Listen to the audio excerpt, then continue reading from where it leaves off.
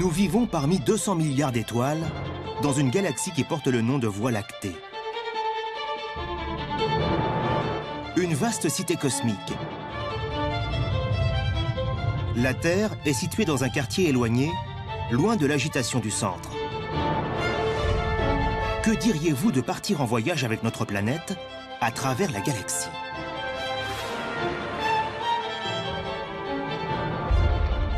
Un voyage parsemé de merveilles, de phénomènes d'une puissance inimaginable, de scènes d'une beauté époustouflante.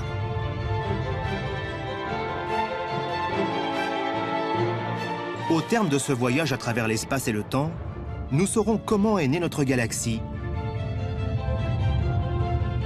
et comment elle mourra. Qui n'a pas rêvé d'entreprendre un voyage cosmique au cœur de la Voie lactée?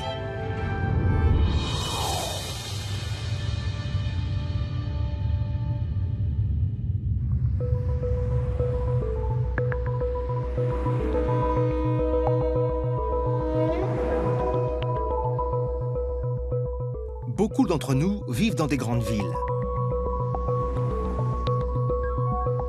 Des villes qui scintillent de mille feux. Mais la nuit, ces lumières nous masquent des choses étonnantes. Si on les éteignait, on obtiendrait cette vision spectaculaire. Une cité céleste.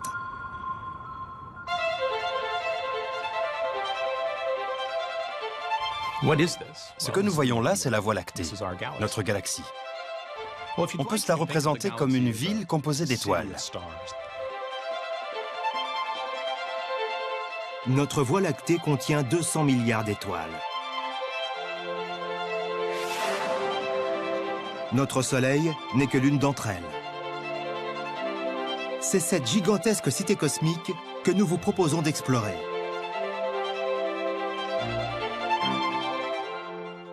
C'est une époque formidable pour un astronome, tout particulièrement quand on étudie la Voie lactée.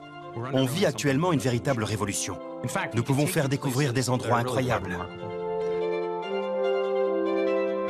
Nous allons embarquer pour un étonnant voyage.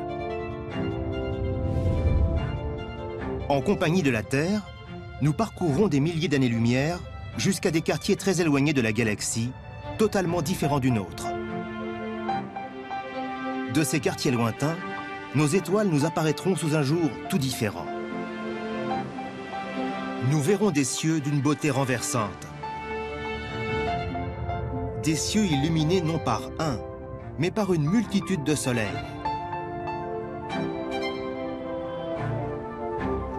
Des cieux dans lesquels se reflète l'énergie produite par des étoiles il y a des milliards d'années. Nous nous aventurerons également loin dans le futur pour découvrir comment s'éteindra notre Soleil. Au cours de ce voyage, quelques-uns des grands mystères de l'univers nous seront révélés. Comment est née la Voie lactée? Comment a-t-elle pu survivre aussi longtemps? À quoi ressemblera sa fin?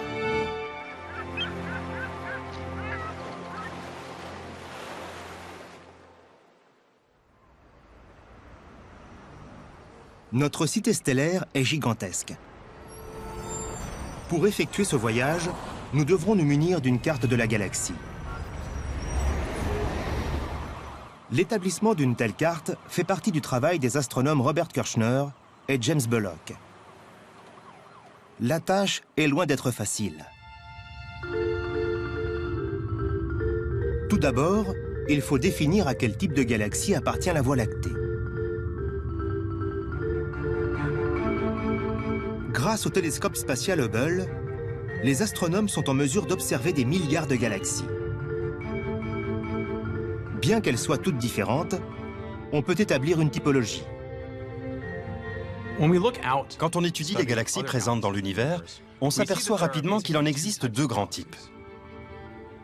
Les astronomes appellent les premières des galaxies elliptiques. Elles se présentent comme de grands ballons composés d'étoiles. Quel que soit l'angle sous lequel on les observe, elles sont toujours rondes un peu comme un ballon de football. Les galaxies spirales constituent l'autre grande classe de galaxies. Les étoiles de ces galaxies sont contenues dans des bras qui forment des spirales autour d'un centre. De profil, elles ressemblent un peu à des frisbees géants. À quel type de galaxie appartient la Voie lactée?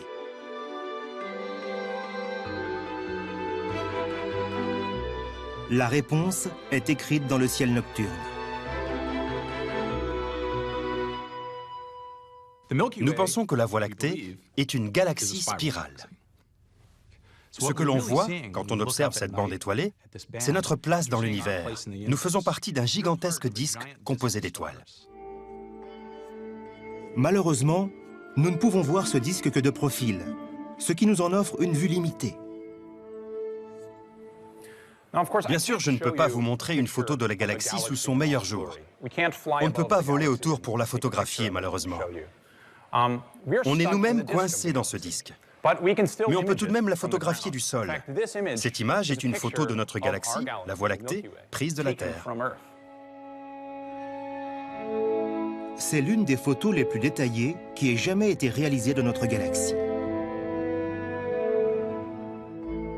Sa résolution est de 100 millions de pixels, contenue dans plus de 1000 photos individuelles, prises dans les endroits les plus obscurs de la Terre.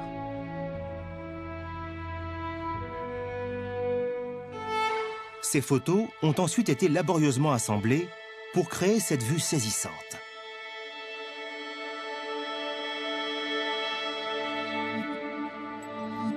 Mais même si elle est très impressionnante, cette vue ne représente qu'une partie de l'ensemble.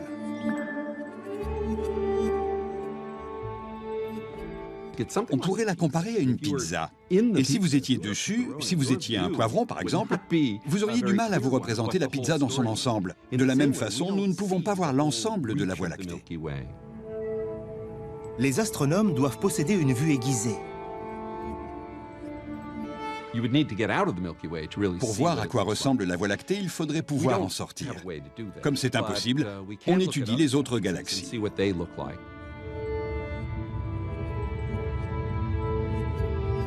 Hubble peut photographier les galaxies proches comme Messier 74 avec un grand luxe de détails. Elle est située à 30 millions d'années-lumière, ce qui en fait l'une de nos plus proches voisines.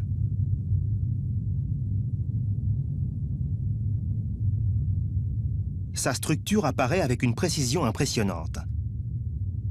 C'est une magnifique galaxie spirale dont les grands bras étoilés s'enroulent autour d'un bulbe brillant.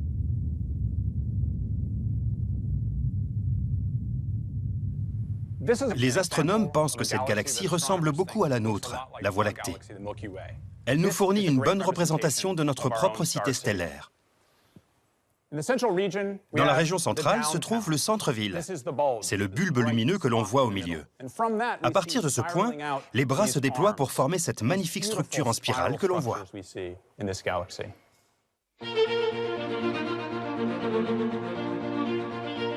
Les images des galaxies spirales prises par Hubble sont incroyablement détaillées. En les comparant avec celles de notre galaxie prise de la Terre, et en utilisant une série de satellites pour mesurer la distance et la densité des étoiles dans différentes directions, les astronomes ont pu établir un plan géant de notre cité stellaire.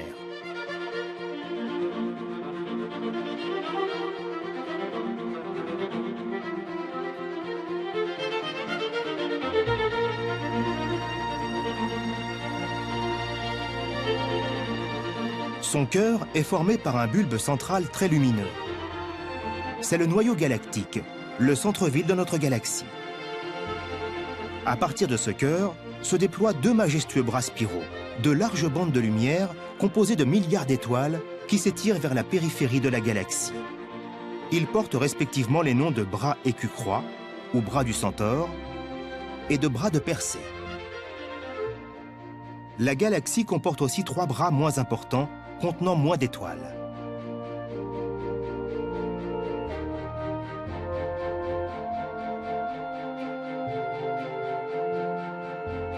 Si on mesure notre galaxie d'un côté à l'autre, on obtient le chiffre étourdissant de 965 000 billions de kilomètres.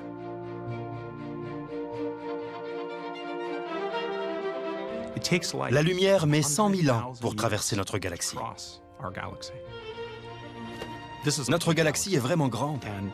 Et quand on y pense, il est étonnant qu'on comprenne autant de choses sur ce système. Nous savons maintenant où nous nous trouvons. Notre Soleil et notre système solaire sont situés ici, dans un quartier tranquille, niché entre deux bras spiraux. C'est notre chez nous. Mais comme nous allons le découvrir au cours de ce voyage, d'autres quartiers de la galaxie sont totalement différents du nôtre. Nous allons traverser des zones industrielles très dynamiques, où chaleur et pression contribuent à forger de nouvelles étoiles, et où d'autres meurent en de violentes explosions.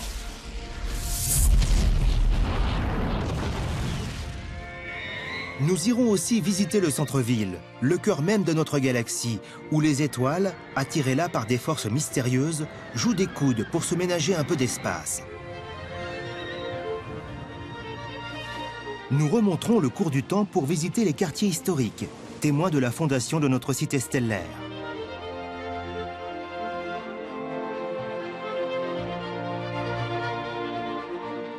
Nous commencerons par emmener la Terre dans l'une des régions les plus spectaculaires de la Voie lactée. C'est là que nous apprendrons comment les 200 milliards d'étoiles de notre galaxie, parmi lesquelles notre Soleil, ont été créées. Et c'est à 2 pas de chez nous.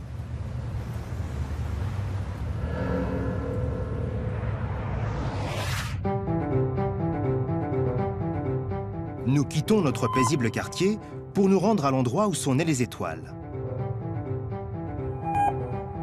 Notre destination semble proche, mais même à la vitesse de la lumière, c'est-à-dire à 299 792 458 mètres par seconde, ce voyage durera 1500 ans.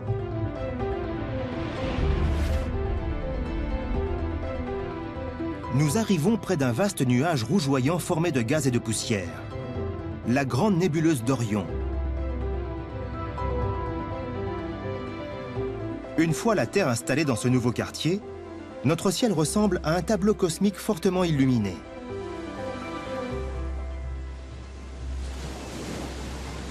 Mais ce nuage est bien plus qu'une œuvre d'art. Il détient le secret de la formation de notre Soleil et de toutes les étoiles de la galaxie.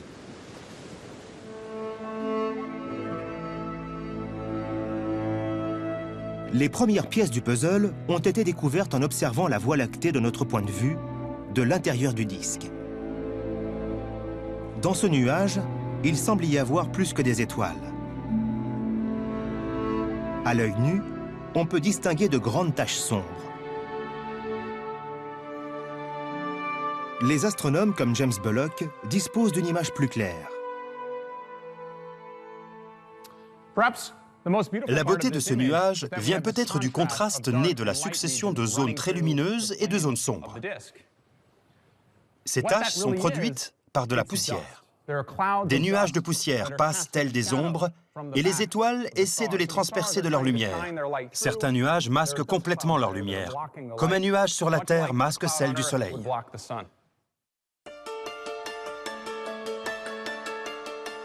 Ces grands nuages cosmiques faits de gaz et de poussière s'étendent sur des milliers d'années-lumière à travers la Voie lactée.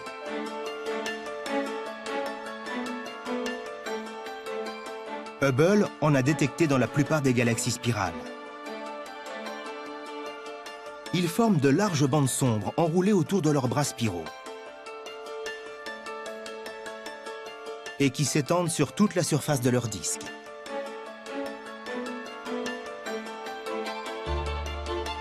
Mais si on y regarde de plus près, ce gaz et cette poussière ont quelque chose d'étrange. En certains endroits, ils semblent luire. Ces nuages lumineux et rougeoyants portent le nom de nébuleuses. En plus de la nébuleuse d'Orion, notre Voie lactée en possède d'autres exemples spectaculaires. La nébuleuse de l'Aigle, avec ses célèbres colonnes baptisées piliers de la création, s'étend sur plus de 4 années-lumière. Ou Ou encore la nébuleuse de la Carène, splendide tableau accroché contre les ténèbres de l'espace galactique. Ces couleurs vives nous apprennent de quels gaz sont composées les nébuleuses. Si elle contient de l'oxygène, on aura du vert. S'il y a de l'hydrogène, du rouge.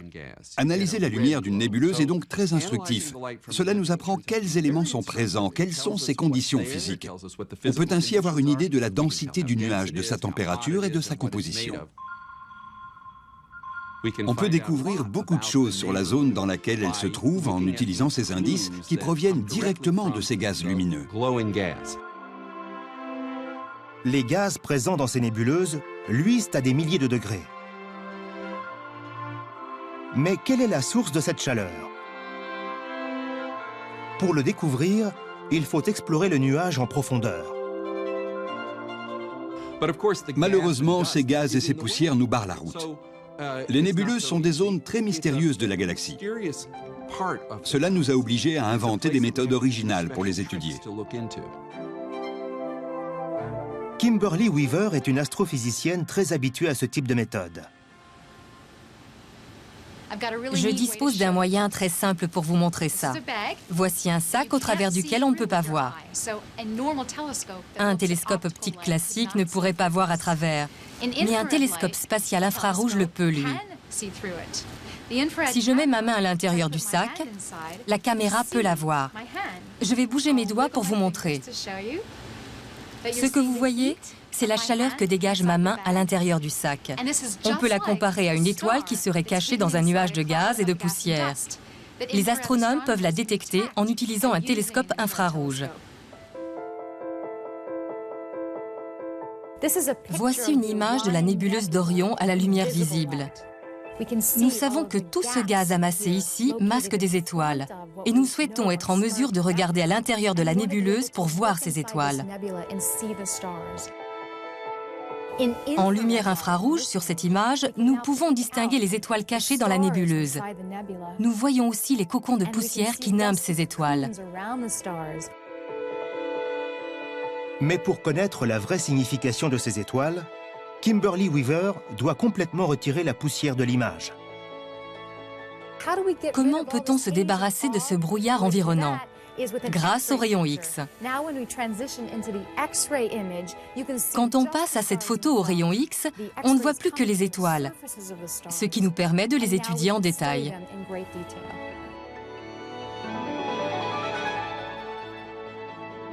En analysant la lumière émise par ces étoiles, les astronomes ont fait une découverte sidérante. Au sein de cette nébuleuse se trouvent les étoiles parmi les plus jeunes connues, âgées d'à peine quelques centaines de milliers d'années. Un battement de cœur à l'échelle de notre galaxie.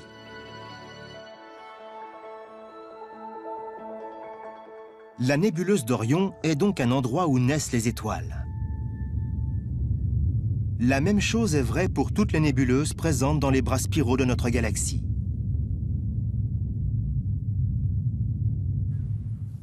Ces régions sont des pouponnières d'étoiles. Ces jeunes étoiles font monter la température des nuages de gaz qui les entourent, ce qui explique leur couleur rougeoyante. Les étoiles sont avant tout composées de gaz, et notre galaxie en a. Elle a en fait une atmosphère composée de gaz et de poussière qui entoure toutes les étoiles que nous voyons dans le disque. Et c'est de ce gaz que naissent les nouvelles étoiles. En observant les nébuleuses à différents stades de leur évolution, nous pouvons recomposer le scénario de la naissance d'une étoile.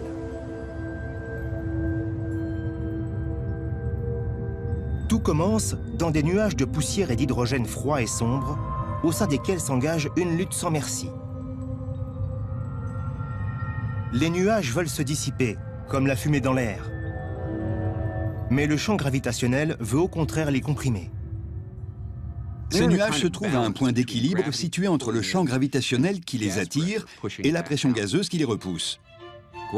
Finalement, la gravitation l'emporte et le matériau se conglomère en un disque qui est un embryon d'étoile. Le champ gravitationnel attire de plus en plus de gaz vers le centre du disque. Il est comprimé jusqu'à des densités énormes, ce qui fait monter en flèche sa température. À 18 millions de degrés, une transformation miraculeuse se produit. Les atomes d'hydrogène fusionnent entre eux pour former de l'hélium. Soudain boosté par cette énergie nucléaire, l'étoile commence à briller. Le feu nucléaire pénètre le noyau de ces étoiles. Leur température augmente alors et elles expulsent les matériaux qui les entourent, nettoyant ainsi leur voisinage proche. Quelques millions d'années plus tard, de puissants vents stellaires balaient les gaz environnants, donnant ainsi naissance à ces spectaculaires structures.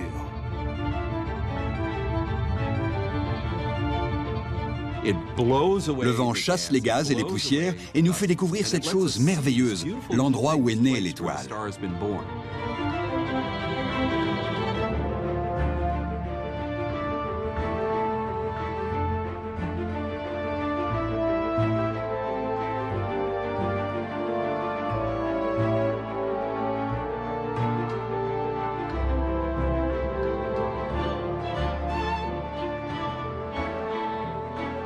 Une vie humaine est trop courte pour apprécier le miracle de la naissance d'une étoile dans un bras spiral. Mais en observant notre galaxie d'en haut, nous pouvons accélérer le temps cosmologique, convertir des millions d'années en tout juste quelques secondes pour observer la naissance d'une étoile à grande échelle.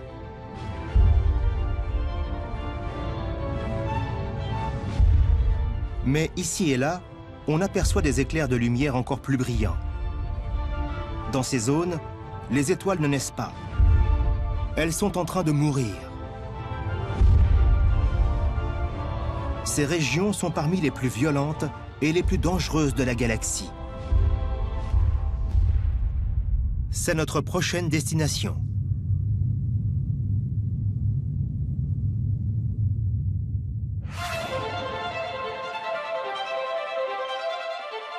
Nous faisons quitter à la Terre le voisinage du Soleil pour lui faire visiter un point précis dans le bras de Persée, situé à quelques 6500 années-lumière de là.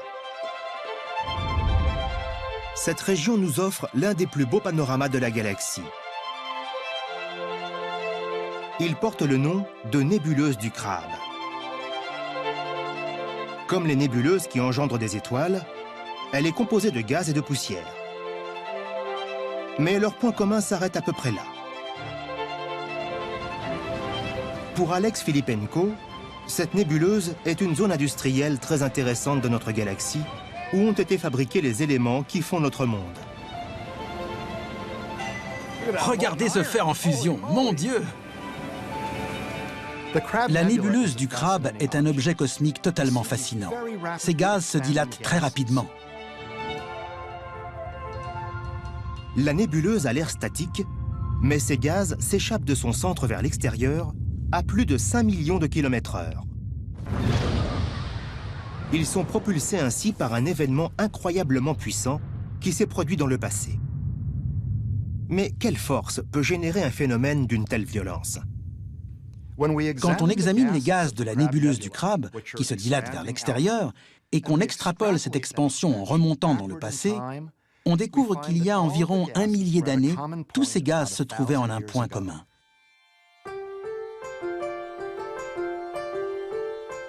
Il y a 1000 ans, il y avait déjà des civilisations occupées à observer les étoiles. Des manuscrits chinois datant de 1054 évoquent l'arrivée subite d'une nouvelle étoile.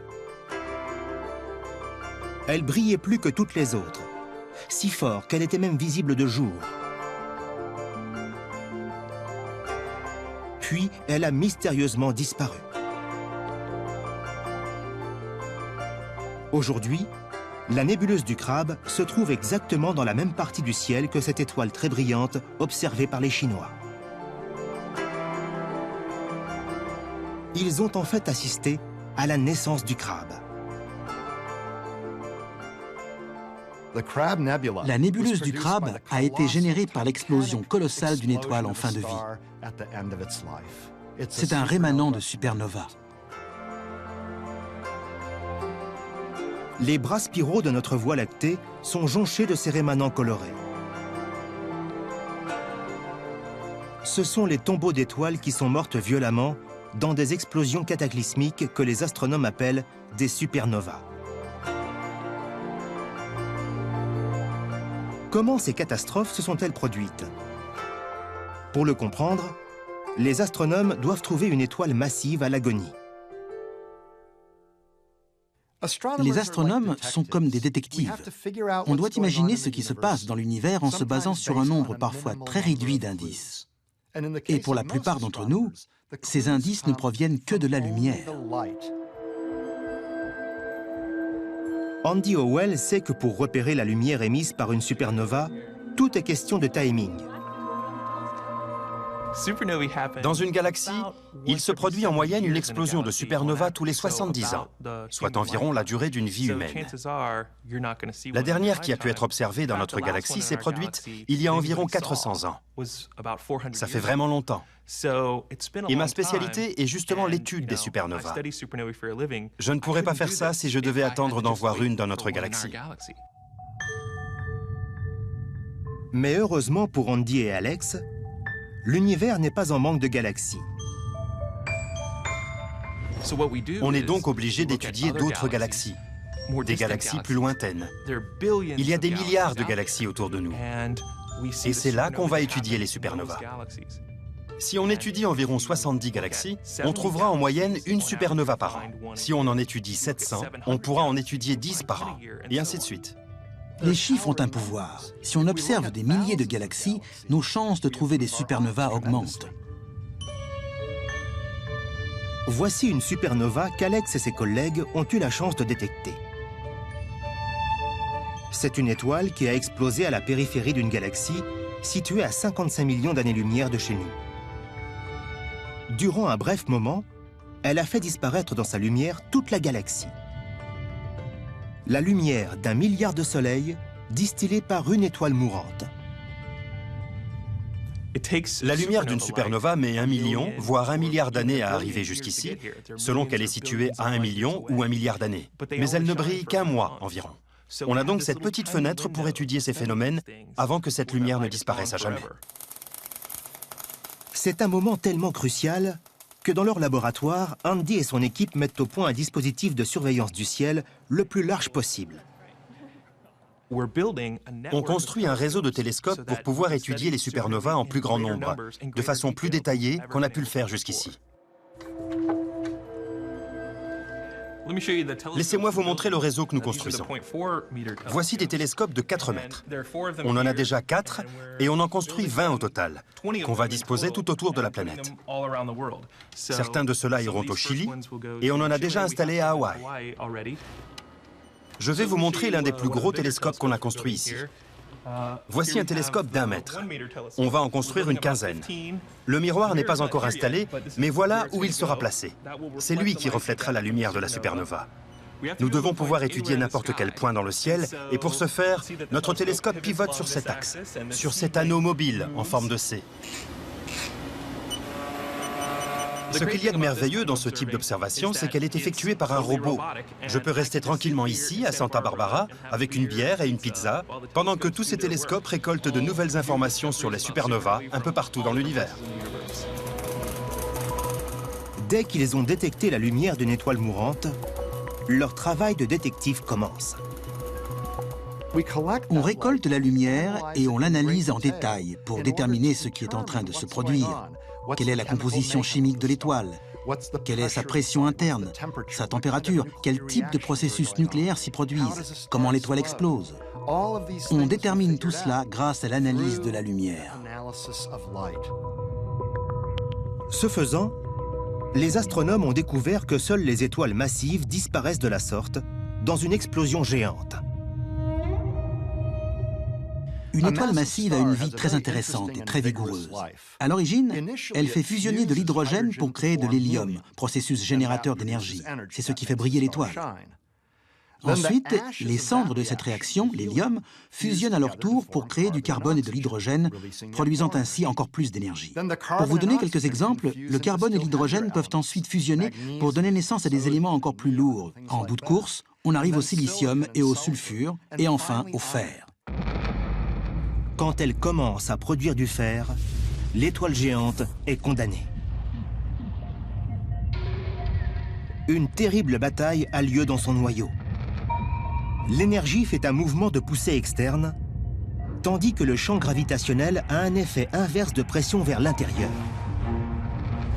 Pendant que la lutte se poursuit, l'étoile produit des éléments de plus en plus lourds, relâchant une énergie qui évite son effondrement total.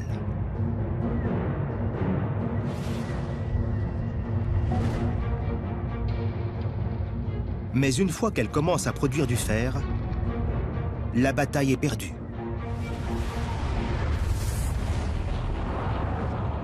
La fusion des noyaux atomiques de fer en des éléments plus lourds ne produit pas d'énergie, elle l'absorbe. Un noyau de fer se construit donc, mais il devient si massif que c'est le champ gravitationnel qui l'emporte. Le noyau de fer s'effondre alors. En moins d'une seconde, les couches externes s'effondrent vers l'intérieur, puis rebondissent avant d'être pulvérisées en 1000 morceaux.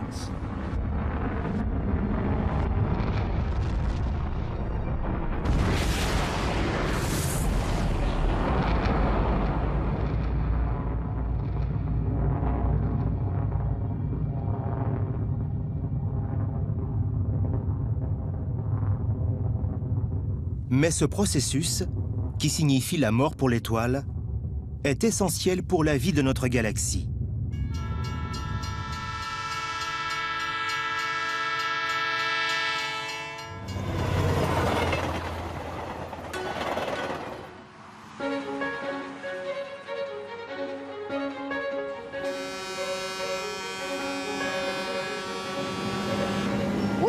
On est ici dans une fonderie qui reçoit du fer issu de vieilles machines. Ce fer va servir à construire des parties de nouvelles machines. Il est recyclé. Mais tout ce fer a été créé et rejeté dans le cosmos par des étoiles géantes qui explosent en supernovas. Ces explosions ont créé ce fer éjecté dans le cosmos, qui est ensuite intégré dans des systèmes planétaires comme le nôtre. Les atomes de ce fer ont été créés par l'explosion d'étoiles. Les supernovas sont les zones industrielles de notre cité stellaire. Des fonderies cosmiques dans lesquelles la chimie céleste forge de nouveaux éléments. Lors de ces explosions géantes, ces éléments lourds sont répandus aux quatre coins de notre galaxie, l'enrichissant durant des milliards d'années. Si certaines étoiles n'explosaient pas dans les zones industrielles de galaxies comme la Voie lactée, on n'aurait pas les zones industrielles dont nous disposons sur Terre. Tout est lié. Nous sommes tous liés au cosmos. Notre vie est rendue possible par des événements qui se sont produits il y a des milliers de millions d'années dans le cœur des supernovas.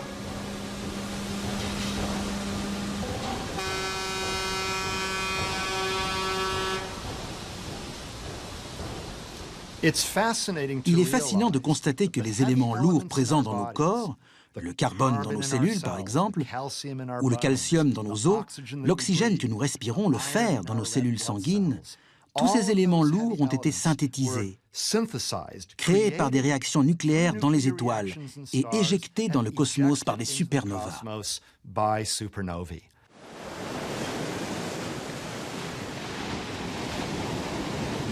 Seul un petit nombre d'étoiles a une masse assez importante pour mourir en supernova.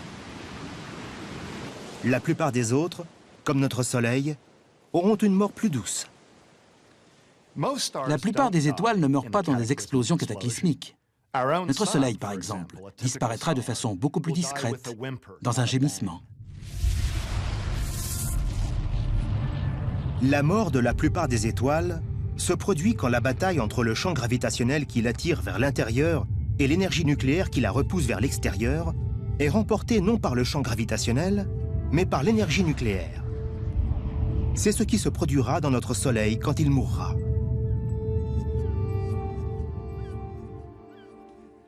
Dans 3 ou 4 milliards d'années, notre Soleil deviendra de plus en plus gros pour devenir un type d'étoile qu'on appelle une géante rouge. La couche externe de l'atmosphère gazeuse sera retenue si faiblement par le Soleil à cette période que les gaz seront chassés relativement doucement dans ce qu'on appelle un rot cosmique. Les restes de ces rots cosmiques jonchent également les bras spiraux de notre galaxie. Ces étoiles meurent en répandant des couches d'éléments cosmiques. Certaines de ces couches sont composées d'hydrogène, d'autres de silicium, d'autres de sulfure. Et les couleurs que nous voyons grâce à Hubble correspondent à ces trois éléments. Dans une zone située à proximité de notre Soleil, une étoile est en train de mourir. Elle a pour nom la nébuleuse de l'hélice. Elle offre un aperçu saisissant de la façon dont la plupart des étoiles finissent leur vie. Notre Soleil produira un spectacle similaire quand il mourra, dans environ 5 milliards d'années.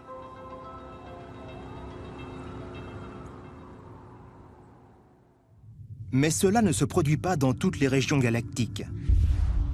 Le centre de la Voie lactée est un endroit mystérieux où les étoiles disparaissent totalement.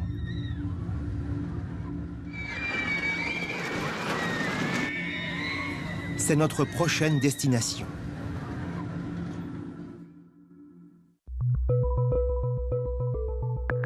Nous emmenons la Terre loin de son petit quartier tranquille pour aller visiter le centre-ville, le cœur de notre Voie lactée.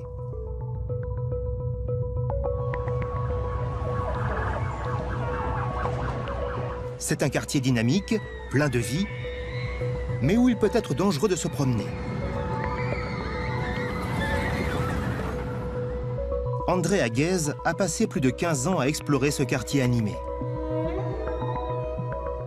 Si nous pouvions faire un voyage qui nous mènerait des bras spiraux de notre galaxie, là où nous nous trouvons, jusqu'au centre de notre galaxie, nous découvririons des choses très intéressantes. Ce serait un peu comme déménager d'une banlieue tranquille pour aller s'installer au centre d'une zone métropolitaine très animée. Plus on approche du centre-ville, plus le nombre d'étoiles augmente. Au cœur de la galaxie, la densité stellaire est incroyable. Elle est environ 1 milliard de fois plus élevée que celle que nous connaissons dans la zone proche du Soleil. Ici, au centre de la Voie lactée, il y a tellement d'étoiles dans le ciel que la Terre est perpétuellement baignée de lumière.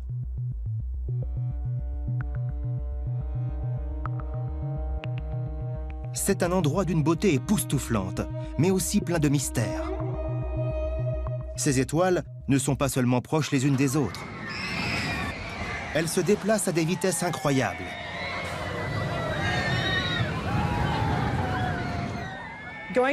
Aller au centre de la galaxie, c'est un peu comme se rendre dans un parc d'attractions. Ces manèges sont un peu comme des étoiles orbitant autour du Soleil. Ces étoiles tournent à une vitesse de 16 milliards de kilomètres/heure, c'est-à-dire environ 50 fois plus vite que notre Soleil. Il doit donc se produire quelque chose au centre de notre galaxie pour que l'on assiste à de tels phénomènes. Mais quoi exactement? Le centre de la galaxie est situé à 26 000 années-lumière de chez nous. Il est difficile à observer car il est masqué par une grande quantité d'étoiles, de gaz et de poussière. Et un autre élément rend son observation difficile, l'atmosphère terrestre. L'atmosphère est une chose fantastique pour l'homme. Elle lui permet de vivre sur Terre, mais c'est un gros problème pour les astronomes. C'est un peu comme lorsqu'on observe un caillou au fond d'un ruisseau. L'eau du ruisseau coule, crée des turbulences, et il est très difficile ainsi d'avoir une vision claire du caillou. De la même façon, regarder à travers l'atmosphère nous empêche d'avoir une image claire des étoiles situées au centre de la galaxie. Andrea s'est donc tourné vers une technique permettant de corriger ce problème. L'optique adaptative.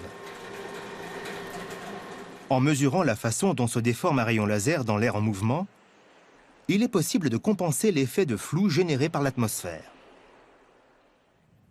Je vais vous montrer à quel point l'optique adaptive est efficace. Les étoiles que nous voulons étudier sont celles situées au centre même de la galaxie. Et nous pensons que le cœur est juste au centre de cette boîte, dont on a ici une image panoramique.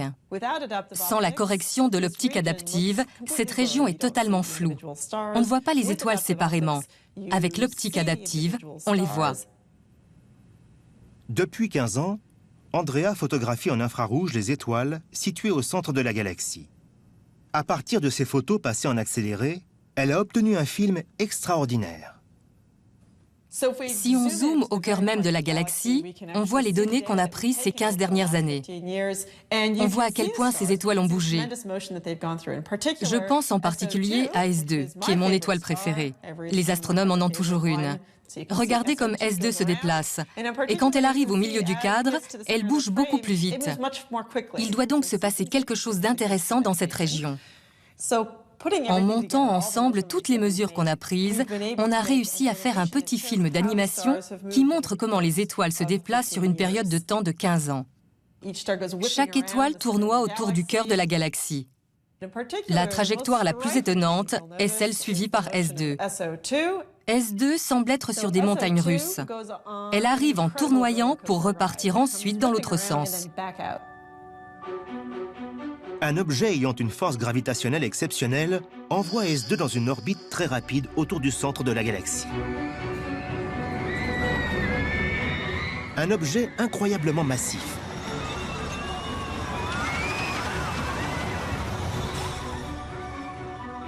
S2 fait un tour tous les 15 ans. Et elle nous apprend ainsi qu'un objet cosmique faisant 4 millions de fois la masse du Soleil est pris dans son orbite.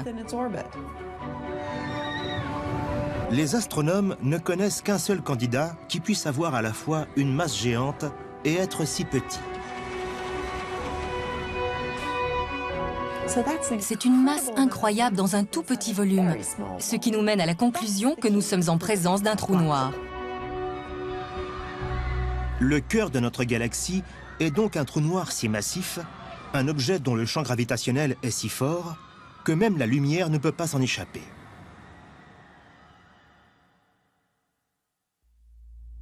Voici une image réelle du centre de notre galaxie. On ne voit pas le trou noir, mais on distingue des nuages de poussière et de gaz lumineux qui montent en spirale vers lui.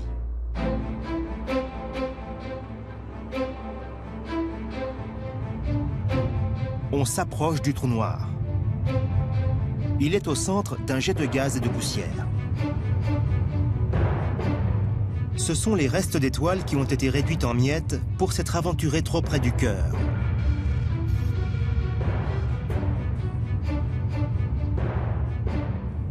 Les trous noirs grandissent avec le temps. Ce phénomène se produit sous l'effet des matériaux qui tombent sur eux, s'agglomèrent à eux. Ces matériaux peuvent être soit du gaz, soit des morceaux d'étoiles qui ont été détruites par le trou noir lui-même. Au centre se situe le trou noir invisible. Nous voyons ici le matériau dont il se nourrit. La région lumineuse est le disque d'accrétion, où s'agglomèrent les débris d'étoiles. Quand ils tombent à l'intérieur, entraînés dans le tourbillon, ils sont chauffés par la friction à de telles températures qu'ils deviennent incandescents. Au centre de notre galaxie, nous avons bien un trou noir, nous en sommes sûrs aujourd'hui. Mais il ne produit pas une quantité d'énergie extraordinaire. C'est donc peut-être un trou noir qui est au régime, pourrait-on dire. Il n'a pas beaucoup de matériaux à sa disposition pour festoyer. Mais que se produirait-il si S2 et les autres étoiles étaient engloutis par le trou noir? Quand ces matériaux tombent dans le trou noir, ce dernier peut émettre des radiations. Et il peut aussi générer ces jets qui jaillissent du cœur galactique. Il rejette des particules subatomiques à une vitesse proche de celle de la lumière. Les rayons ainsi produits sont comme de gigantesques lampes torches cosmiques.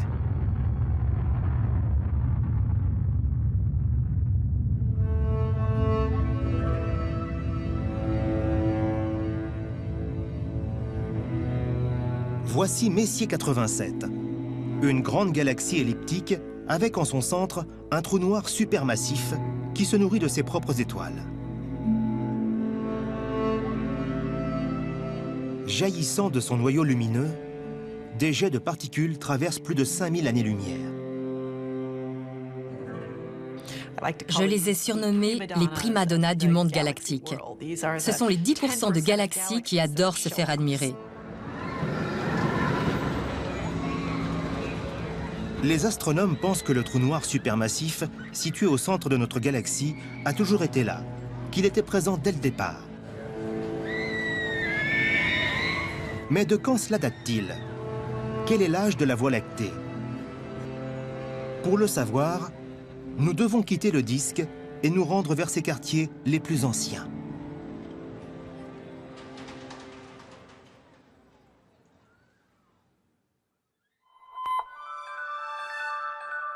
Nous voyageons maintenant vers le haut de la galaxie, en nous éloignant de notre système solaire et des bras spiraux de la Voie lactée.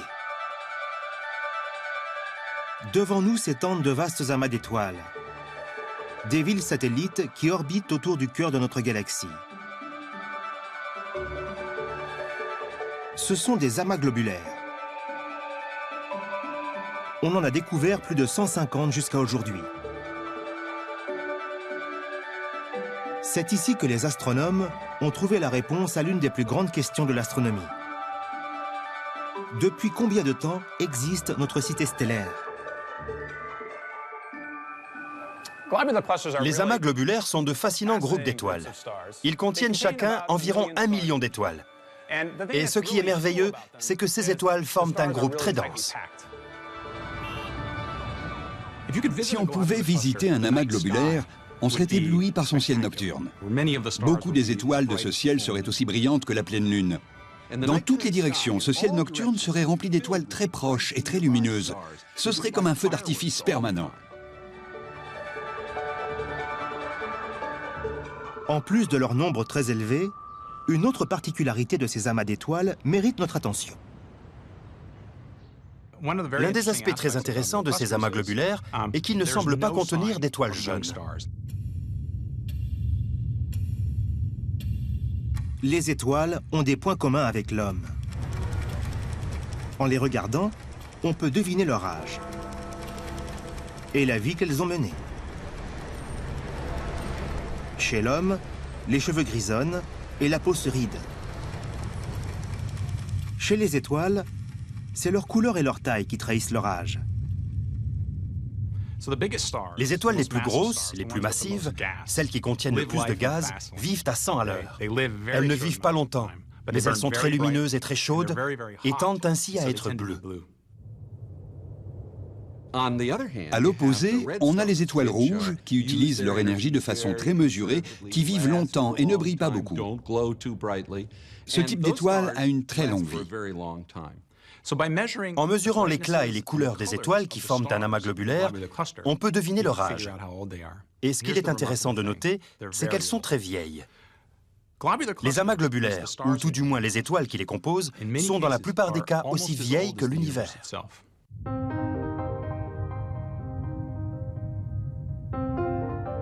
Les amas globulaires sont des fossiles vivants. C'est un peu comme si on découvrait une communauté humaine qui serait là depuis l'âge de pierre.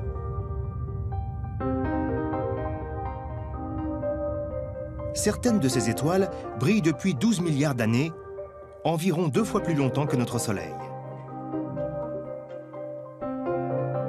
Cela permet de donner un âge à la Voie lactée. Les amas globulaires font partie de notre galaxie. Dans une certaine mesure, ce sont des traceurs de notre galaxie elle-même. Et le fait que ces amas soient si vieux laisse penser que notre galaxie l'est aussi. Ces amas globulaires nous disent donc quelque chose d'incroyable. Notre galaxie est l'un des objets les plus vieux du cosmos. Elle est là quasiment depuis le début de l'univers. Depuis au moins 12 milliards d'années.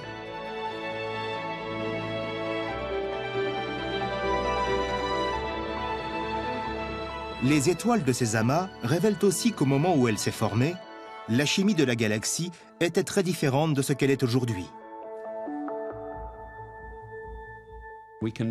On peut mesurer les propriétés physiques de ces étoiles. Il apparaît qu'elles ont de très petites quantités d'éléments lourds. Des éléments comme le fer sont très rares dans les amas globulaires, comparés à des étoiles comme le Soleil. Ce qui est vrai pour les amas globulaires l'est aussi pour notre galaxie à ses débuts. C'était certainement un endroit beaucoup moins coloré. Elle manquait des éléments lourds qui colorent les nébuleuses et les rémanents de supernovas que l'on voit aujourd'hui. Mais, fait plus important, notre galaxie serait restée sans vie. Il a fallu des milliards d'années aux étoiles pour former les éléments lourds qui permettront l'apparition de la vie dans la Voie lactée.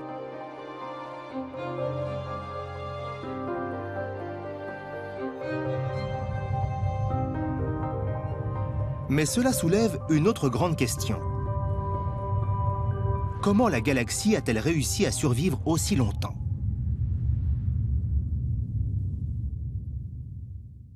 L'un des mystères de notre galaxie est qu'elle a des étoiles qui se forment continuellement en son sein depuis environ 10 milliards d'années. Mais la formation de nouvelles étoiles fait que la galaxie consomme son gaz à un rythme très rapide et qu'elle devrait en être rapidement à court. Elle doit donc disposer d'une autre source de combustible. Cette source doit être située au-delà de la galaxie. Récemment, les astronomes ont fait une découverte surprenante. Les amas globulaires ne sont pas les seuls groupes d'étoiles à graviter autour de la Voie lactée. Il y a aussi des galaxies naines à faible brillance.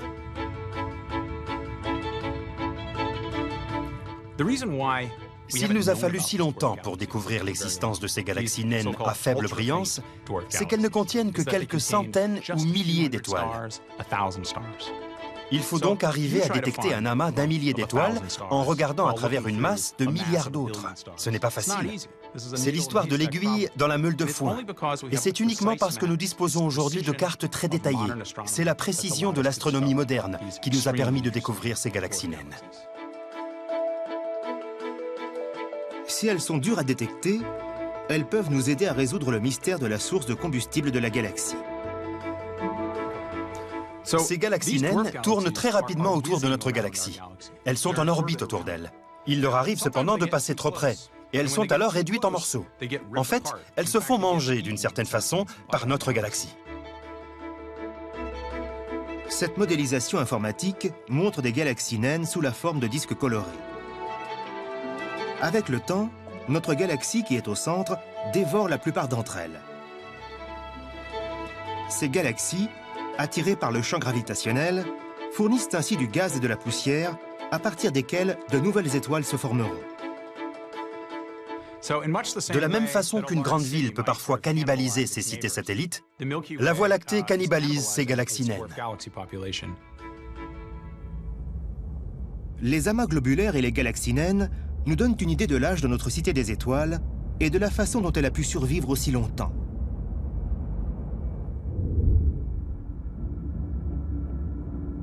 On supposait autrefois que ces galaxies naines marquaient les limites de la Voie lactée. Mais aujourd'hui, les astronomes pensent que notre galaxie est beaucoup plus grande que ce que nous pouvons en voir. Pour comprendre pourquoi, nous allons mettre le cap sur les étoiles situées à l'extérieur du disque galactique.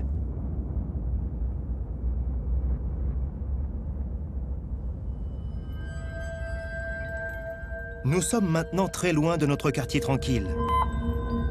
Nous approchons de l'extérieur du bras spiral de notre galaxie. Nous allons tenter de percer un mystère.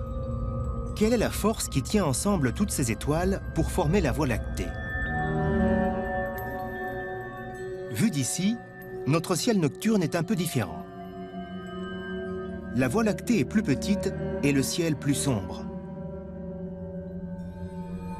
Bien que nous soyons à des dizaines de milliers d'années-lumière du cœur de la galaxie, nous sommes toujours liés à elle par la force gravitationnelle.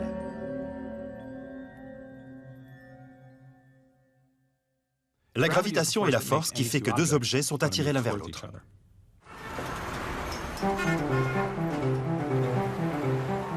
Sur la Terre, on utilise pour construire les villes du béton et des poutrelles d'acier.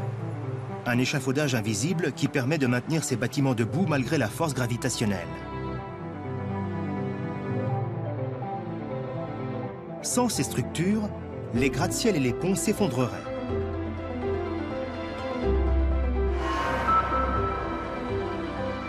Mais la force gravitationnelle ne régit pas seulement notre Terre. Elle gouverne l'ensemble de l'univers. Ces lois sont simples. Tout ce qui a une masse a une force gravitationnelle. Et plus cette masse est importante, plus la force gravitationnelle de l'objet est forte. Avec ses 200 milliards d'étoiles, la Voie lactée a une masse énorme et une force d'attraction gravitationnelle gigantesque. Comme ces bâtiments, notre galaxie doit aussi s'étayer pour résister aux forces de la gravitation.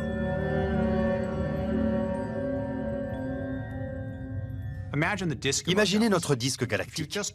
Si vous prenez un disque d'étoile et que vous le placez ici, la force de gravitation aura tendance à le faire s'effondrer sur lui-même. Or, ce n'est pas ce qui se passe dans notre galaxie. En fait, les étoiles gravitent autour du centre galactique, ce qui les empêche de tomber dedans, de la même façon que la Terre gravite autour du Soleil. Les planètes de notre système solaire sont dans un équilibre délicat entre la gravitation qui les attire vers le Soleil et leur vitesse orbitale qui tend à les éjecter vers l'extérieur. Pour conserver cet équilibre, les planètes les plus éloignées du Soleil doivent graviter plus lentement.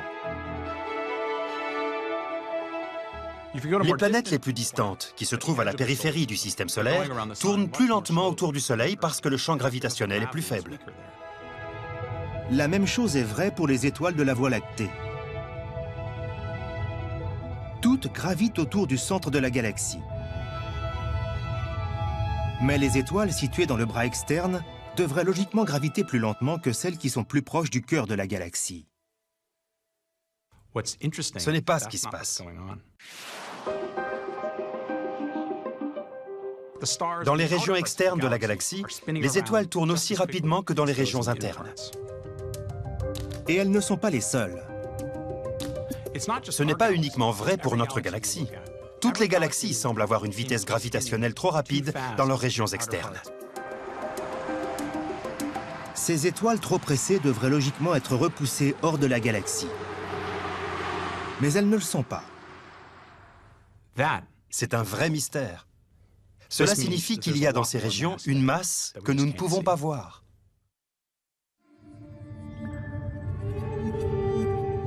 Cette masse doit produire la gravitation qui maintient ces étoiles sur leur orbite.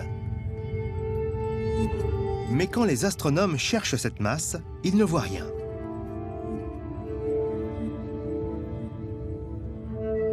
Cela a mené des cosmologistes comme Joël Primark à une conclusion stupéfiante. Toutes les galaxies, toutes les étoiles, les gaz, les poussières et les planètes, tout ce que nous voyons avec nos plus grands télescopes ne représente qu'environ 0,5% de ce qui se trouve vraiment dans l'univers. Le reste est invisible. C'est pour la plus grande partie une substance mystérieuse que l'on appelle la matière noire. On ne peut pas voir la matière noire. On peut voir la matière normale parce que la lumière brille et se reflète sur elle. C'est ce qui fait que vous pouvez me voir. La matière noire ne fonctionne pas de cette manière. La lumière la traverse. On peut détecter la matière noire parce qu'elle a une masse. Tout objet ayant une masse agit sur les autres objets par le biais de la gravitation. C'est la règle d'or de la masse. Elle attire les autres objets. Sans la matière noire, la Voie lactée ne pourrait pas exister. La galaxie tourne, et elle tourne même très rapidement. Et si elle tourne aussi rapidement, c'est parce qu'elle contient une grande quantité de matière noire. La matière noire a une masse très importante, et elle a donc une grande force gravitationnelle. Si on pouvait par magie retirer toute la matière noire de notre galaxie, elle volerait en éclats. Les étoiles auraient des trajectoires droites, et en très peu de temps, la galaxie disparaîtrait. Ce serait une gigantesque pagaille cosmique. Il y aurait une énorme quantité d'objets volant en tous sens. Ce n'est pas vrai seulement pour notre galaxie, ça l'est pour toutes les galaxies et tous les amas de galaxies présents dans l'univers. Tous ces éléments sont maintenus en place par cet objet invisible qu'on appelle la matière noire. Nous avons besoin de cette matière noire. C'est la colle qui assure la cohésion des galaxies. La découverte de la matière noire a révolutionné notre représentation de la Voie lactée. Les étoiles de la galaxie ne représentent qu'une fraction de sa masse globale. Tout le reste est composé d'un halo invisible de matière noire. Ils nous entourent tous, vous, moi et chaque étoile de la galaxie. Les étoiles ne représentent que la région centrale. Le halo est au moins 10 fois plus gros et pèse bien plus que 10 fois plus que toutes les étoiles, les gaz et les poussières que l'on peut voir. C'est l'ensemble de cette structure qui constitue vraiment la Voie lactée. Et cela ne concerne pas seulement notre galaxie, ça s'applique à toutes les galaxies que l'on a étudiées. Cette matière noire ne fait pas qu'assurer la cohésion de galaxies comme la nôtre. Les astronomes pensent maintenant qu'elle unit la Voie lactée et des milliards d'autres galaxies en une structure extraordinaire.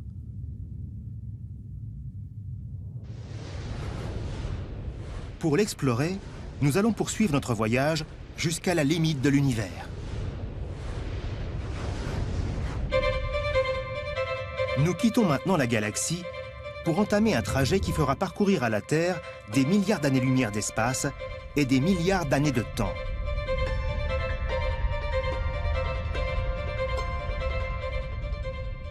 L'un des aspects merveilleux des télescopes, c'est que ce sont des machines à remonter le temps. Parce que la vitesse voyage à une vitesse finie, quand on observe des objets distants, on les voit tels qu'ils étaient quand la lumière s'est échappée d'eux. En remontant le temps sur des milliards d'années, les astronomes voient l'univers fourmillé de galaxies. Et ce qui semble extraordinaire, c'est que ces galaxies ne sont pas dispersées au hasard dans l'espace. Elles se regroupent le long de filaments pour former un gigantesque réseau cosmique. Qu'est-ce qui donne à l'univers cette structure compliquée? Et quelle relation a-t-elle avec la naissance des galaxies? La réponse est enfouie dans les ténèbres.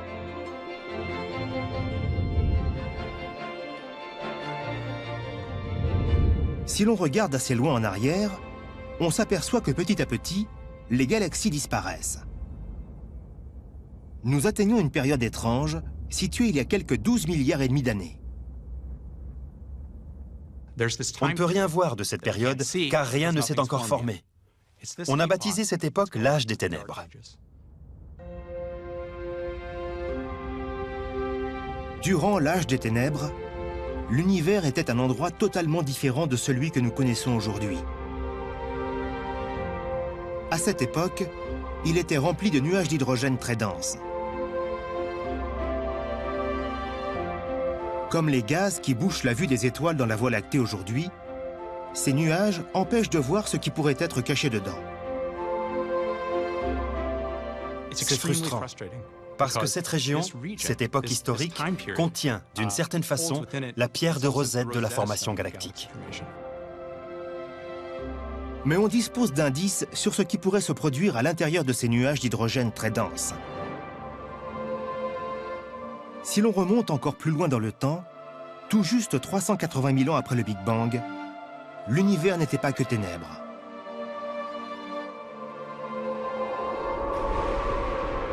Il était aussi lumière. Les astronomes perçoivent encore aujourd'hui son faible rayonnement électromagnétique. Cette image est vraiment surprenante. C'est une image de l'univers jeune. C'est une image du rayonnement du Big Bang. À cette époque, l'univers était le même partout, rempli d'une atmosphère chaude, faite de matière et de radiation. Mais les graines d'un univers très différent, celui que nous connaissons aujourd'hui, étaient déjà semées. Où que notre regard se porte dans l'univers, on voit des structures. Il est couvert de galaxies. D'où viennent ces galaxies? Un indice important est contenu dans cette image. Si vous la regardez attentivement, vous verrez qu'elle comporte des points rouges et des points bleus. Ces régions rouges sont des régions contenant plus d'objets. Les bleus sont celles qui en contiennent moins. Cette image nous apprend qu'il y avait des variations infimes dans la densité du gaz qui emplissait l'univers jeune. De minuscules ondulations qui vont grandir avec le temps. Nous pensons que ces ondulations primitives sont les graines de toute la structure à venir. Ces ondulations se sont développées pour former les premières galaxies.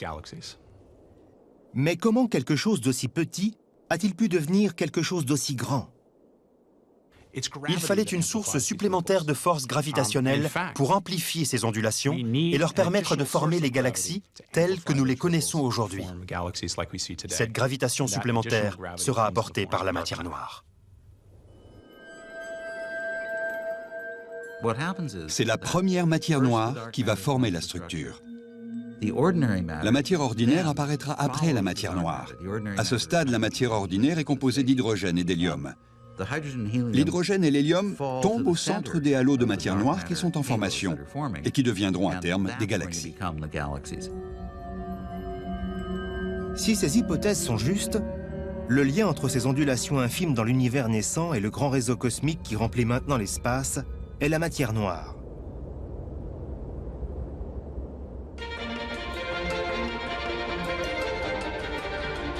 Mais nous savons que la matière noire est invisible. Nous n'avons donc aucun moyen de la voir créer ce réseau cosmique. Mais il est possible de simuler ce processus grâce à l'un des ordinateurs les plus puissants du monde.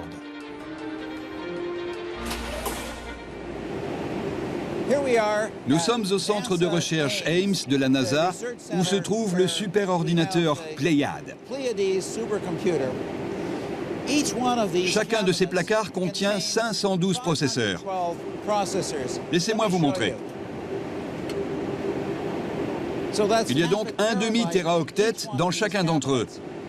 Et le superordinateur Pléiade comporte 110 placards de ce type. On peut donc dire que c'est un gros superordinateur. En fait, c'est le plus gros de la NASA. Le défi est de développer un univers virtuel de ses débuts jusqu'à nos jours pour voir le rôle qu'a pu jouer la matière noire dans la structuration du cosmos.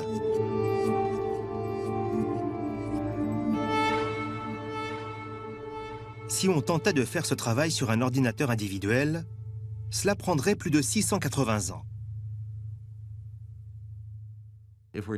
Si on fait bien notre boulot, on pourra monter un film à partir des images qui montrera toute la structure de l'univers.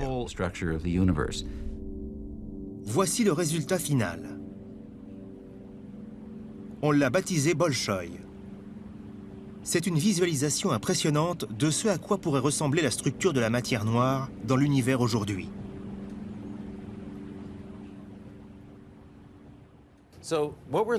Nous voyons actuellement une région de 200 millions d'années-lumière de diamètre qui n'est qu'une petite partie de notre grande simulation que nous avons baptisée Bolchoï, ce qui signifie grand en russe. Tout ce que vous voyez ici est en fait invisible. Ce n'est pas l'univers visible que nous regardons. Les taches de couleur représentent la matière noire. Ce sont les halos de matière noire dans lesquels les galaxies se forment. Chacun de ces petits points représente certainement une ou deux galaxies de la taille de la Voie lactée.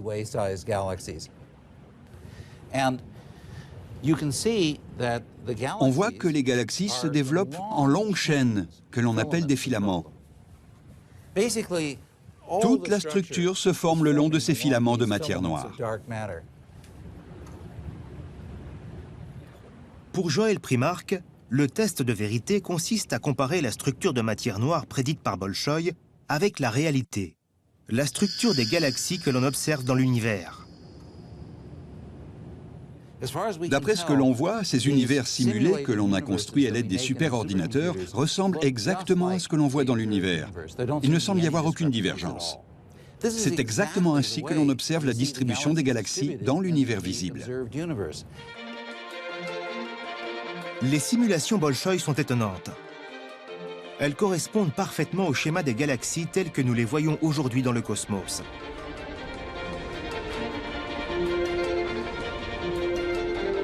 C'est la preuve convaincante que c'est bien la matière noire qui sculpte l'univers depuis des milliards d'années.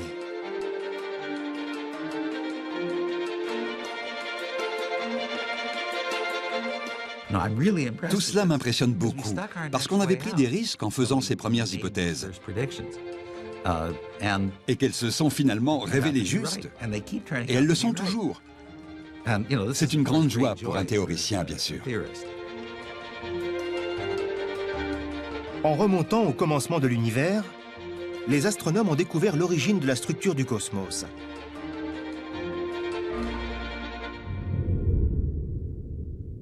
Mais notre voyage dans le temps n'est pas fini. Nous ne savons toujours pas comment les premières galaxies ont donné naissance aux toutes premières étoiles.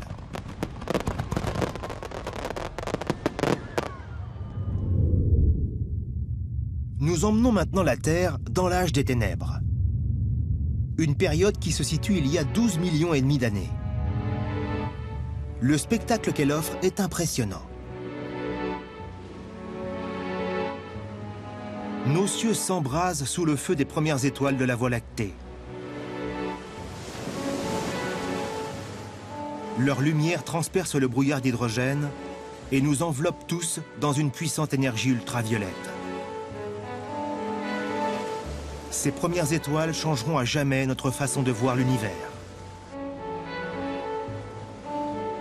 Tom Abell a modélisé leur vie et leur mort. Ce qui est merveilleux aujourd'hui, c'est que nous avons des ordinateurs. On peut leur faire ingérer les lois de la physique, ajouter un peu de gravitation, d'hydrodynamique, de déplacement des gaz, un peu de chimie aussi, et en mélangeant bien tout ça, on peut obtenir une idée de la façon dont les étoiles sont apparues. Dans le cas des toutes premières étoiles, c'est une question absolument cruciale. C'est de la cuisine cosmique. Tom prend les ingrédients de base présents durant l'âge des ténèbres, c'est-à-dire l'hydrogène, l'hélium, la matière noire et la gravitation, et il fait mijoter tout ça dans son ordinateur. À partir des modèles, Tom peut recréer la vie de ces étoiles.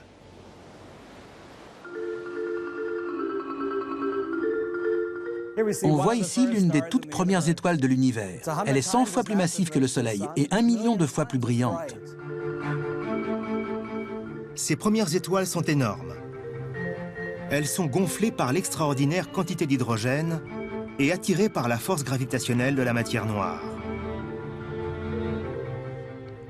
Étant donné qu'elles ont beaucoup de combustible à brûler, on pourrait penser qu'elles ont une longue espérance de vie. Mais elles vivent à toute allure et meurent au bout de seulement quelques millions d'années. Les premières étoiles de notre Voie lactée étaient des objets terrifiants. Des étoiles d'octane qui brûlaient leur hydrogène à une vitesse formidable. Elles parcouraient leur cycle de vie à toute allure. Elles vivent un peu comme des rockstars. Elles brûlent la chandelle par les deux bouts et elles meurent jeunes. Elles consument leur carburant très rapidement et au bout de quelques millions d'années, elles meurent. Elles meurent dans des explosions parmi les plus violentes qui aient secoué l'univers. De gigantesques supernovas qui brillaient puissamment.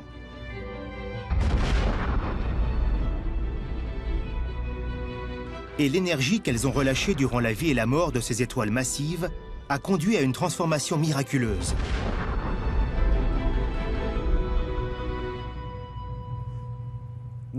Durant les premiers milliards d'années de l'histoire de l'univers, les galaxies ont commencé à se former dans un brouillard d'hydrogène épais et sombre, et leur lumière ne peut nous atteindre. Mais avec le temps, les étoiles les plus massives ont émis des radiations ultraviolettes, et ce sont ces radiations qui ont modifié le brouillard qui les entourait. Dans ces régions, l'univers est devenu transparent. Ces galaxies ont dispersé le brouillard dans lequel elles baignaient. Les vides bleus sont les endroits où l'énergie provenant des nouvelles étoiles disperse le brouillard d'hydrogène.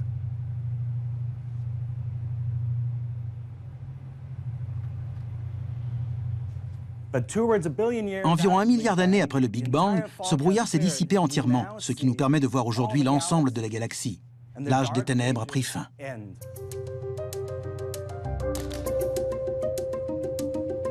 Quand le brouillard d'hydrogène disparaît, nous voyons pour la première fois les galaxies naissantes, parmi lesquelles se trouve notre Voie lactée. Mais à quoi ressemble-t-elle ?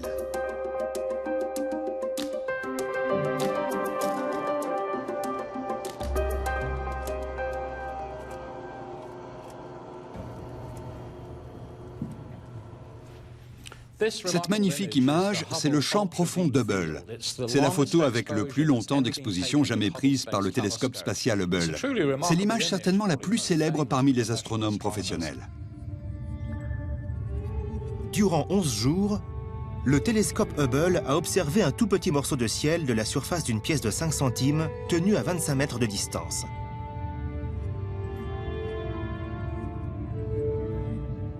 Toutes les traces lumineuses que l'on y voit sont des galaxies. Pour Richard Ellis, c'est un véritable trésor. À l'instar de l'archéologue qui rassemble les morceaux de son puzzle, un cosmologiste utilise cette image pour étudier l'histoire de l'univers et pour découvrir comment les galaxies les plus anciennes ont évolué pour former les grands systèmes que nous voyons aujourd'hui autour de nous. L'image nous apprend quelque chose de très intéressant sur le commencement de notre Voie lactée. Quand on observe les jeunes galaxies, on s'aperçoit qu'elles ne ressemblent pas aux cités stellaires que nous voyons aujourd'hui. Elles sont grumeleuses, irrégulières et semblent être en interaction avec leurs voisines. Et physiquement, elles sont très petites. L'univers à son stade primitif était donc très différent de ce qu'il est aujourd'hui. Il y a 12 milliards d'années, l'univers était beaucoup plus petit. Il s'est ensuite dilaté jusqu'à atteindre sa taille actuelle. À cette époque, notre Voie lactée aurait dû jouer des coudes pour se faire un peu de place. Les premières galaxies ont donc eu beaucoup de mal à s'établir. En ces temps primitifs, elles ont vraiment lutté pour leur survie. Ce sont les galaxies les plus grandes et les mieux structurées qui ont pu grandir en avalant leurs voisines.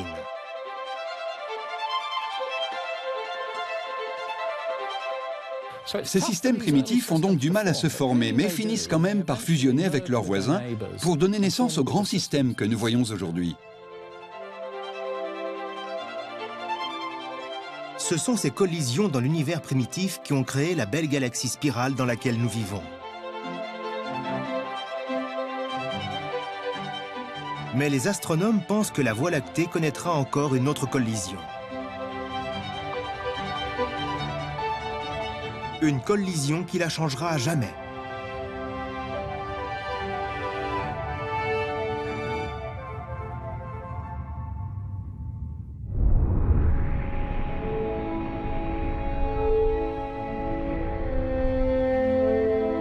Nous transportons la Terre 3 milliards d'années dans le futur.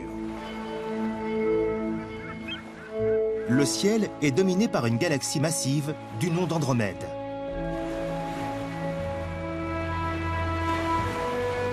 Le tableau qui s'offre à nous semble paisible. Pourtant, l'une des plus grandes catastrophes de l'univers va bientôt se produire. On en voit les signes annonciateurs dans ces mystérieuses images prises par Hubble. On y voit un type de galaxie ne ressemblant à aucun autre. Des galaxies qui semblent altérées, déformées. Pour comprendre ce que représentent ces mystérieux objets, les astronomes se sont tournés vers les ordinateurs. On construit d'abord des galaxies qui ressemblent à la Voie lactée. On les laisse évoluer dans l'ordinateur. Elles développent leur structure en spirale. Les images sont très réalistes. Puis, on les place sur une trajectoire de collision.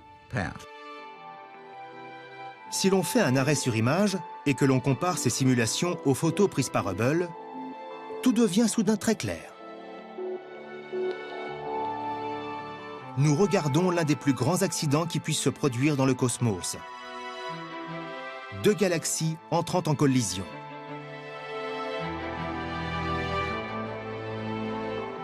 Tout comme les villes, les galaxies ont tendance à se regrouper. Notre Voie lactée appartient au groupe local, un ensemble composé d'au moins 50 galaxies.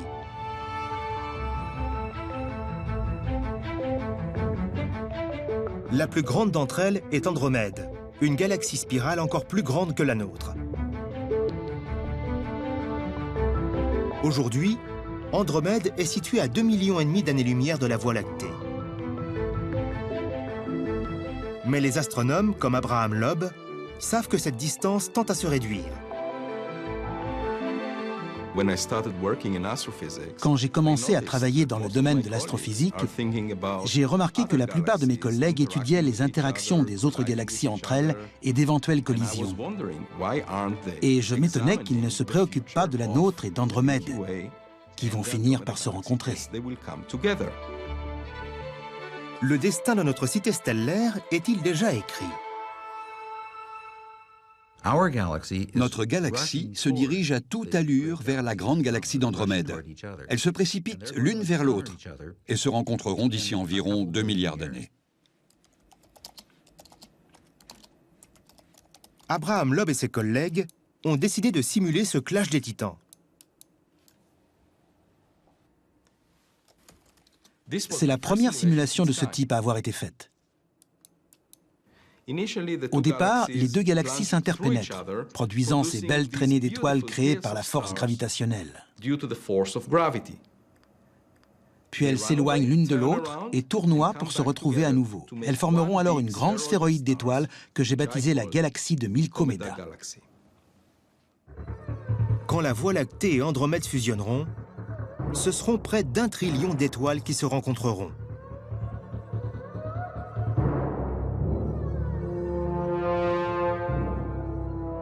La belle structure en spirale de notre Voie lactée n'est pas destinée à durer toujours. Durant une période donnée, ce sera une belle pagaille. La collision ne va pas détruire les deux objets cosmiques, mais les gaz des deux systèmes vont se rencontrer. Cela provoquera la formation en grand nombre de nouvelles étoiles. La formation de ces nouvelles étoiles marquera la naissance d'une nouvelle galaxie.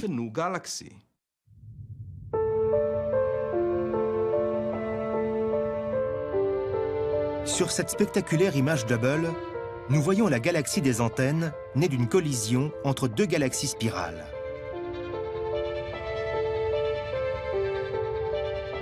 Les galaxies connaissent une période très active de formation d'étoiles, comme en témoigne la multitude de nébuleuses roses très lumineuses. C'est une dernière poussée d'activité stellaire avant que les deux galaxies ne deviennent une.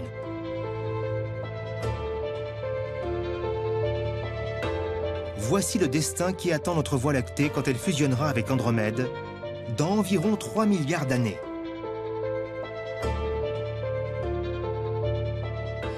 Quand elles entreront en collision, beaucoup de nouvelles étoiles se formeront. La Voie lactée rajeunira en quelque sorte, durant une brève période. Puis les deux systèmes se combineront pour ne plus former qu'un seul objet. Une galaxie probablement plus grande par la taille que les deux dont elle sera issue. La grande surprise est la forme qu'aura cette nouvelle galaxie.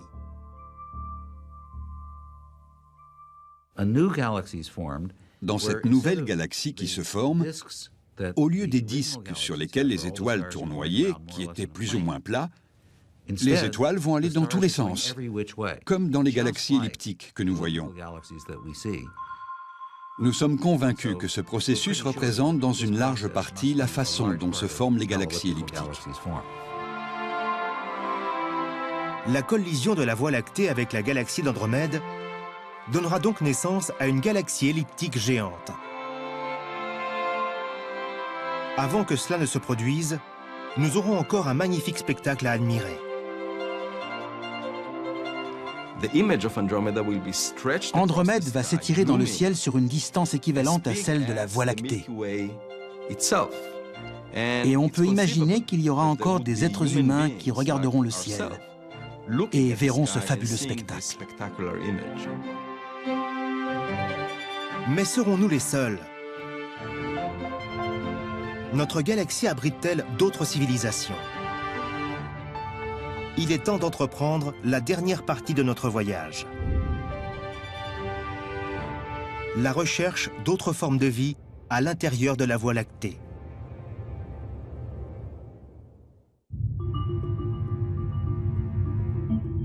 Notre galaxie compte 200 milliards d'étoiles. Mais il n'y a qu'une zone dans laquelle nous soyons sûrs que la vie soit possible.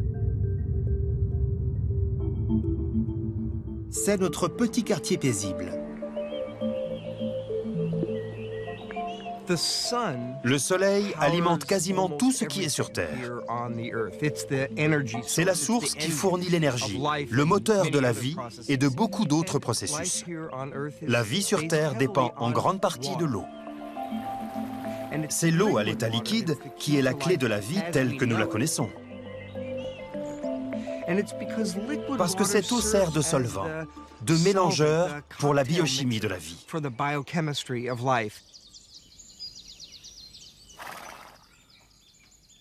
La Terre est la seule planète du système solaire à avoir de l'eau à l'état liquide en abondance à sa surface. Et comme Jeff Marcy le sait bien, cela est dû à la distance de la Terre par rapport au Soleil. Vénus est plus proche du Soleil. Mars en est plus éloigné. Il y a une zone entre la brûlante Vénus et la glaciale Mars que nous appelons la zone habitable. Et la Terre se trouve pile dedans. Dans cette zone, l'eau est à l'état liquide. Elle n'est pas présente sous forme de vapeur parce qu'il fait trop chaud, ni sous forme de glace parce qu'il fait trop froid. Il y règne une température qui la détermine comme zone habitable, favorable à la vie. La localisation de cette zone habitable dépend des étoiles. Dans les cas des étoiles bleues, qui sont très chaudes, la zone habitable est plus éloignée.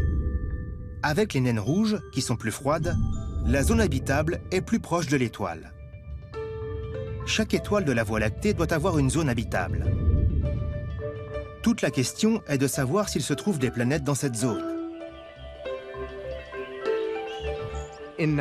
En 1995, il s'est produit une chose extraordinaire. Mon collaborateur, Paul Butler, m'a appelé et m'a juste dit « Jeff, rapplique vite ». C'est un moment que je n'oublierai jamais. J'étais silencieux, Paul aussi. On était stupéfaits de ce qu'on voyait. Sur l'écran d'ordinateur, j'ai vu la signature caractéristique d'une planète. Jeff venait de découvrir la première planète en orbite autour d'une autre étoile que le Soleil. Mais il ne pouvait pas vraiment la voir, car la planète était trop petite et trop sombre.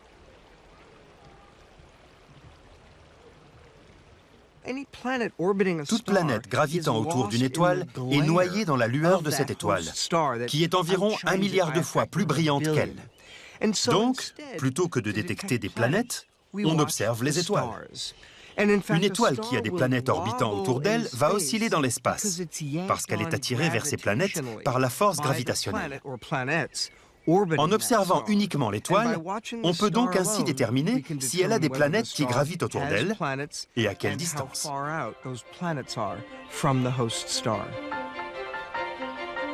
Jusqu'à présent, les astronomes ont trouvé plus de 400 planètes gravitant autour d'étoiles dans notre galaxie.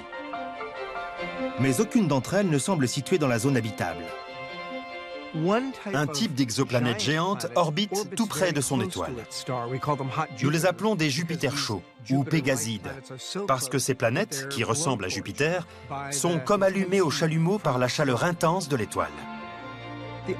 L'autre type de planète que nous avons découvert est aussi étrange. Nous avons découvert des planètes qui gravitent sur une orbite allongée, elliptique, et qui s'éloignent donc fortement de l'étoile dans des zones qui doivent forcément être très froides. Les étoiles que nous avons découvertes jusqu'à présent sont un peu trop bizarres pour qu'on puisse imaginer que la vie ait une chance de s'y développer.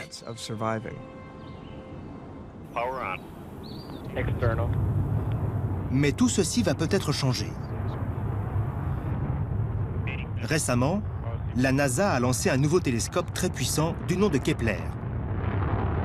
Il a pour mission de détecter des planètes de la taille de la Terre qui pourraient orbiter dans des zones inhabitables autour d'étoiles proches. Kepler travaille d'une façon très simple. Tout ce qu'il a à faire, c'est de surveiller l'éclat de 100 000 étoiles avec une telle précision qu'il peut détecter une planète aussi petite que la Terre si elle est placée dans la lumière de l'étoile. Nous voyons le même phénomène de la Terre quand Vénus et Mercure se détachent contre le Soleil.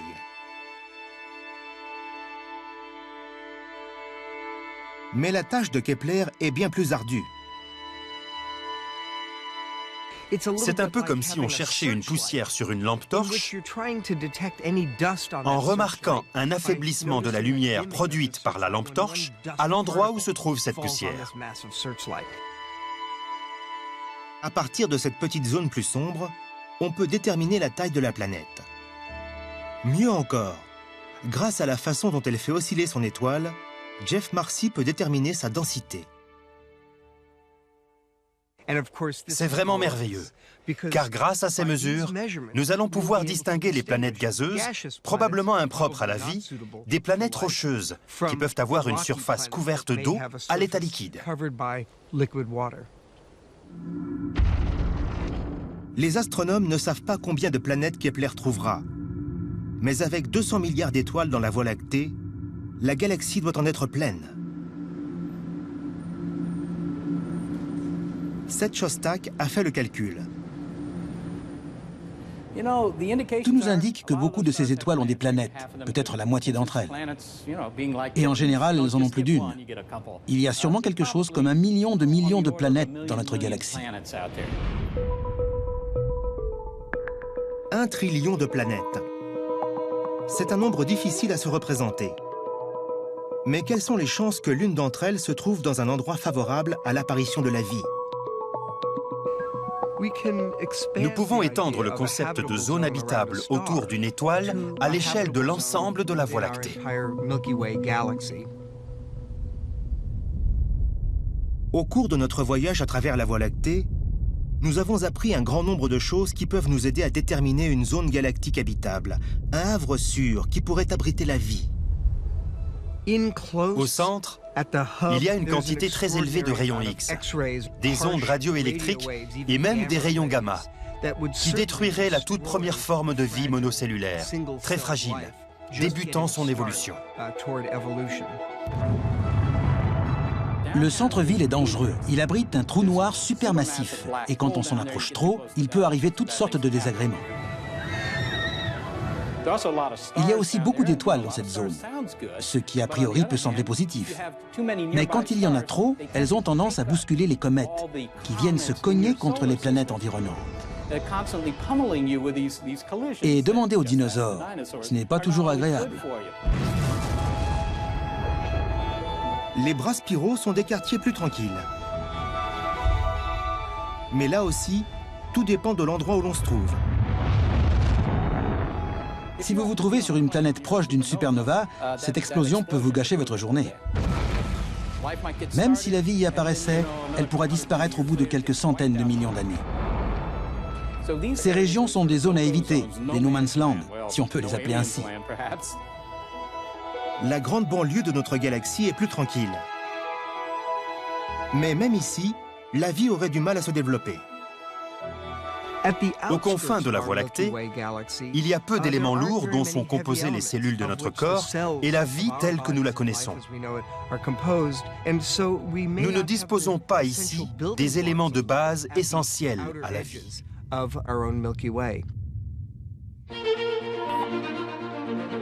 Notre localisation n'a donc rien d'un accident. Notre région, coincée entre deux bras spiraux, est un endroit d'exception. Elle n'a quasiment pas changé durant des milliards d'années, ce qui a donné le temps à la vie d'apparaître et d'évoluer.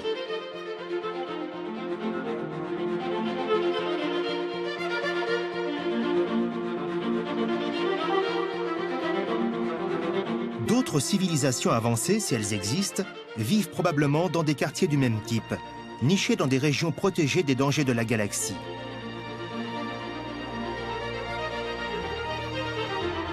Il nous reste à les trouver. Mais la galaxie est grande.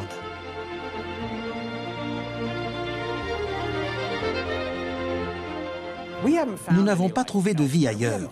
Nous n'avons trouvé aucune algue, aucun signe convaincant. Pourquoi? Eh bien, moins d'1 millier d'étoiles ont été étudiées attentivement pour voir si elles pouvaient avoir des planètes pouvant accueillir une forme de vie intelligente. C'est un peu comme si on allait en Afrique pour voir des grands animaux, des éléphants, des girafes, et qu'en arrivant, on en cherche sur le premier hectare de terrain qu'on voit, et que n'y trouvant pas d'éléphants, on l'abandonne. On ne doit pas abandonner, on n'en est qu'au début.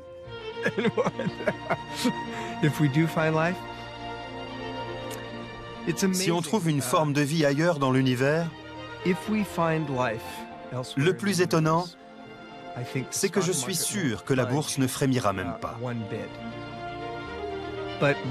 Mais nous, les hommes, nous saurons pour la première fois dans notre histoire que nous ne sommes pas seuls, que nous avons des parents parmi les étoiles, et que notre destinée est peut-être de nous aventurer parmi elles, de communiquer avec elles, et de devenir les membres d'un gigantesque country club galactique.